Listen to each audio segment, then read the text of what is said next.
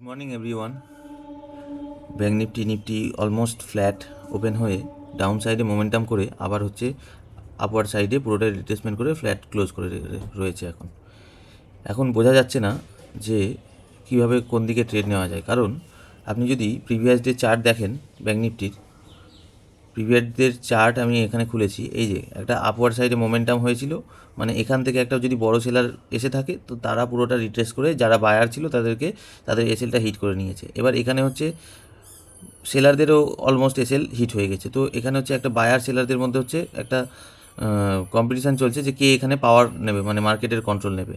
তো এখনও বোঝা যাচ্ছে না যে আমার কোন সাইডে ট্রেডিংয়ে যাওয়াটা উচিত। আমার এখানে একটা বাই ট্রেডের একটা ইচ্ছে ছিল, একদম এই পয়েন্টেই একটা ট্রিগার করেছিল। এটা একটা আমার one of the set up. তো এখান থেকে বাই সাইড নিলে আমার হচ্ছে এতক্ষণে টার্গেটটা বুক হয়ে যেত। যাই হোক, এটা মিস হয়ে গেছে আর বলে লাভ নেই। তো যাই হোক, আপনাদের সাথে শেয়ার করার জন্য এই ট্রেড সেট আপটা একটা বলে রাখলাম।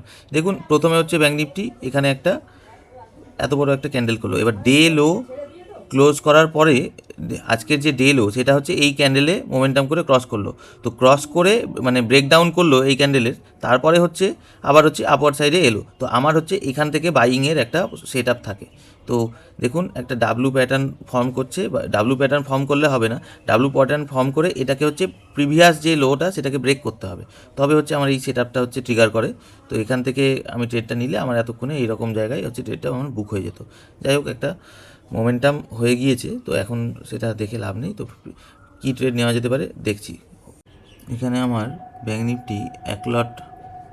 নিফটি এক লট সেলিংয়ে এক্সিকিউট হয়েছে 138-এর। বন্ধুরা, আমি হচ্ছে নিফটি ট্রেডটাই অলরেডি আমি এক লটেই আমি লস বুক করে নিয়েছি। আমাকে একটু ট্রেডটা অ্যাডজাস্টমেন্ট করতে হবে। আজকে হচ্ছে নিফটির এক্সপায়ারি রয়েছে, সেই জন্য আমি একটু কষাস হয়েই কত টাকা 1155 টাকা আমি লস বুক করেছি। তো আমাকে এখানে ট্রেড এখনও আমি ঠিকঠাকভাবে নিইনি, আমি সেল সাইডেই যাব। বন্ধুরা দেখো, আমি কেন এখানে 154-তে আমি লসটা বুক করে নিলাম। এখানে একটা আপসাইডে ফার্স্ট মোমেন্টাম হওয়ার কথা রয়েছে, কারণ হচ্ছে যেহেতু আজকে নিফটি এক্সপায়ারি, দীর্ঘদিন ধরে 2-3 দিন ধরে হচ্ছে কল সাইডের মোমেন্টামটা মানে প্রিমিয়ামটা আস্তে আস্তে পড়েছে। কিন্তু এখন হচ্ছে পুট সেলাররা হচ্ছে পুট সেল করে কামাচ্ছে, আর যারা কল সাইডে ধরে রেখেছে তারা হচ্ছে এখানে ট্র্যাপড হয়ে এখানে হচ্ছে লস বুক করতে বাধ্য হচ্ছে। দেখো, উইদিন এ সেকেন্ড 160 থেকে 175 পর্যন্ত মোমেন্টাম, 77-78 পর্যন্ত হাই করলো এই ক্যান্ডেলটা। আমি এখানে 154, যেটা বুঝতে পেরে আমি হচ্ছে অলরেডি লস বুক করে বেরিয়ে গেলাম, যে 1200 টাকা লস বুক করলাম। আর এখানে দেখো প্রিমিয়াম ক্যান্ডেলটা কীভাবে ফর্মেশন রয়েছে। আমি এখনও কোনো ঠিকমতো ট্রেড নিতে পারিনি আজকে আমার মানে একটু ডুবিশিয়াস মোমেন্টাম লাগছে, তাই জন্য হচ্ছে শিওর কিছু নিতে পারছি না। এখনও টাইম আজকে অনেকটাই হয়ে গেল, এখনও ট্রেড নিতে পারিনি। এখানে দেখো আবার একটা সেলিং মোমেন্টাম আসছে, এবার হচ্ছে আমার সেল করা যেতে পারে, কিন্তু 2 লট তো আমাকে ট্রেড করতে দিচ্ছে না। যাই হোক, আমি 1 লটেই হচ্ছে ট্রেডটা এক্সিকিউট করি। খুব স্পিডে হচ্ছে ব্যাঙ্ক নিফটি বোথ পড়ে যাচ্ছে বাবা। এখানে এখনও আমি ট্রেড এক্সিকিউট করতে পারলাম না। এক্সপায়ারি ডেতে এরকম রিস্ক থাকে, তাই জন্য হচ্ছে খুব কশাসলি ট্রেড নিতে হবে। অলরেডি আমি কিছু না করেই হচ্ছে 1200 টাকা লস করে বসে রয়েছি। 1 লট আমি হচ্ছে 148-এ সেল করলাম। আজকে যেহেতু নিফটির এক্সপায়ারি, আমি 2 লট মার্জিন মানি অনেক টাকা চাইছে, তো 1 লটেই আমাকে সেল করে সন্তুষ্ট থাকতে হবে। আর কিছু আমি এখনও চান্স পাইনি। লসটা কমে আমার এখন 500 টাকা এসে দাঁড়িয়েছে, তো হোল্ড করে রাখি এটা। 150 টাকা প্রিমিয়াম মানে অনেক টাকার ব্যাপার। 150 টাকা মানে হচ্ছে আমি হচ্ছে প্রিমিয়াম ক্যাপচার করেছি হচ্ছে 150 × 75, অ্যারাউন্ড হচ্ছে 11,000 রুপিস। এটা যদি মানে আজকে যদি নিফটি 24,700 নিচে ক্লোজ করে, তাহলে হচ্ছে আমি এত টাকা প্রিমিয়াম পুরোটাই ক্যাপচার করতে পারি, কিন্তু আমাকে শেষ পর্যন্ত ধরে রাখতে হবে। তো শেষ পর্যন্ত ধরে রাখাটা মুখের কথা নয়, এখানে প্রত্যেকটা মুহূর্তে এক্সপায়ারি ডেতে নতুন নতুন রকমের ট্রেড হতে পারে। তো মানে সিচুয়েশানটা চেঞ্জ হয়ে যেতে পারে। তো সেই পরিস্থিতি অনুযায়ী হচ্ছে আমাদের জিনিসটা বুঝতে হবে যে কী করা উচিত নয়।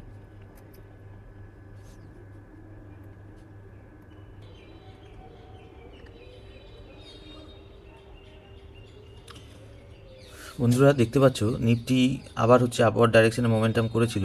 তো এখানে একটা এক্সপায়ারি ডেট ট্রেডিংয়ের জন্য একটা ভীতি কাজ করছে। তো আমার এখন মনে হচ্ছে ব্যাঙ্ক নিফটি আর নিফটি বোথ ডাউন সাইডে মোমেন্টাম করবে। ব্যাঙ্ক নিফটির 5 মিনিটের চার্ট দেখলে দেখবে, দেখো এরা হচ্ছে এই জায়গাটা একটা হচ্ছে মানে ক্লাটার জোন তৈরি করেছে, ঠিক আছে। এখানে না আপ সাইডে যাচ্ছে না ডাউন সাইডে। তো এখানে হচ্ছে সেলারের হচ্ছে কনফিডেন্সটাই বেশি আমি দেখতে পাচ্ছি, কারণ যেভাবে হচ্ছে এতটা একটা বড় ক্যান্ডেল ফর্মেশনের পর সেকেন্ড ক্যান্ডেলে একটা ফুল যে গ্রিন ক্যান্ডেল ছিল সেটাকে কভার করে নিচে চলে এলো, মানে হচ্ছে সেলারের কনফিডেন্সটাই আমি এখানে বেশি দেখতে পাচ্ছি। এখানে আবার বায়ারও কনফিডেন্সে আসার চেষ্টা করছে, কিন্তু দেখো সেলার আবার নিয়ে নিচে নেমে চলে আসছে। এখানে আমার এক লটেরই হচ্ছে সেল করা রয়েছে, তো ওই জন্য দেখতে পাচ্ছি এখানে হচ্ছে 400-500 টাকা প্রফিট চলছে, আর এখানে আমার একটা লস রয়েছে। তো ওভারঅল আমার 800 টাকার লস রয়েছে। তো আমি এখন ট্রেডটাকে হোল্ড করে রাখি, তারপরে তোমরা দেখতে থাকো। এখানে হচ্ছে আমি 2 লট পুট অপশান বাই করলাম, ঠিক আছে। 41 টাকায় 24,850-এর পুট আমি 2 লট বাই করলাম। কুইক একটা মোমেন্টাম হতে পারে, যদি না হয় আমি তাড়াতাড়ি বেরিয়ে যাব, কারণ এক্সপায়ারি ডেটে লস হওয়ার চান্স খুব বেশি।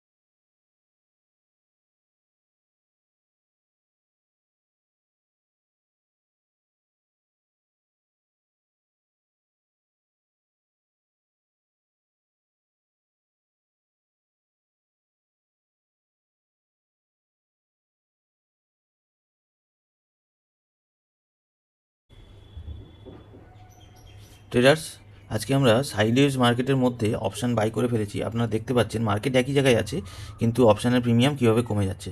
তো এই জন্য যদি মোমেন্টাম না থাকে অপশান বাই করাটা একদম মানে লস লস কনফার্ম হবে। তো দেখুন অলরেডি আমার অপশান বাইংয়েই 2,000 টাকা লস হয়েছে, ওভারঅল আমার 3,000 টাকার উপরে লস চলে গেছে। তো আর কিছুক্ষণ আমি ওয়েট করব, এর মধ্যেও যদি মোমেন্টাম না আসে আমি হচ্ছে লস বুক করে এক্সিট করে যাব, কারণ এখানে যতক্ষণ আমি বসে থাকবো লস বাড়তেই থাকবে। যখন মোমেন্টাম আসবে হয়তো আমার ডাইরেকশানেই মোমেন্টাম আসবে, কিন্তু ততক্ষণে হচ্ছে এতটা লস বেড়ে যাবে যে মানে আমি ধরে রাখতে পারবো না। তাই জন্য হচ্ছে আমাকে একটা ফিক্সড টাইম লাইন ফিক্স করে এই লসটাকে বুক করে আমাকে আজকের মতো ট্রেডটা ক্লোজ করে দিতে হবে। আর আমি আর কিছুক্ষণ ওয়েট করব, আপনারা দেখতে থাকুন।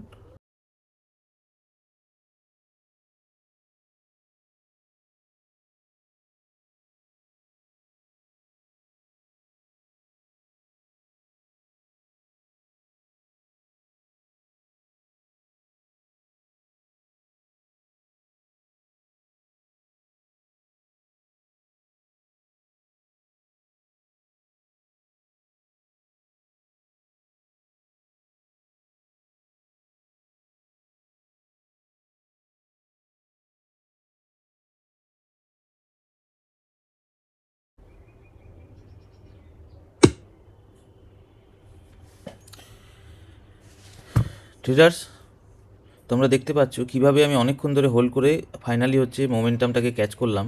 এখানে আমার অনেক কিছু শেখার রয়েছে। এখানে যেমন হচ্ছে আমি সাইডওয়েজ মোমেন্টামের পজিশানে হচ্ছে আমি অপশান বাই করেছিলাম, সেটা হচ্ছে আমাকে লসের মধ্যে রেখেছিল। যেখানে হচ্ছে আমি পুট অপশান নিফটি 2 লটে এখানে হচ্ছে 3,400 টাকা বুক করেছি, আর হচ্ছে যেটা আমি প্রথমে বাই করেছিলাম সেটা হচ্ছে 1,350 টাকা বুক করেছি। আর এখানে প্রথমে একটা লসের পজিশান ছিল, আর ওভারঅল একটা আমি কল সেল এখনও করা রয়েছে। এটা হচ্ছে আমি হোল্ড করে রাখবো কিছুক্ষণ, এটা আমি আরেকটু কিছুক্ষণ পরে হচ্ছে এটাকে বুক করব। তো কারেন্টলি আমার ওভারঅল 4,500 টাকা মতো প্রফিট চলছে। তো এটা 6,000 টাকাও ক্রস করেছিল একটা সময়ে। যাই হোক, এটাকে আমার ধারণা হচ্ছে এই কল সেলটাকে আমার হোল্ড করে রাখা উচিত। কিছুক্ষণ হোল্ড করে তারপরে হচ্ছে প্রিমিয়ামটা একটু মেল্ট হলে আমি হচ্ছে বুক করে নেব।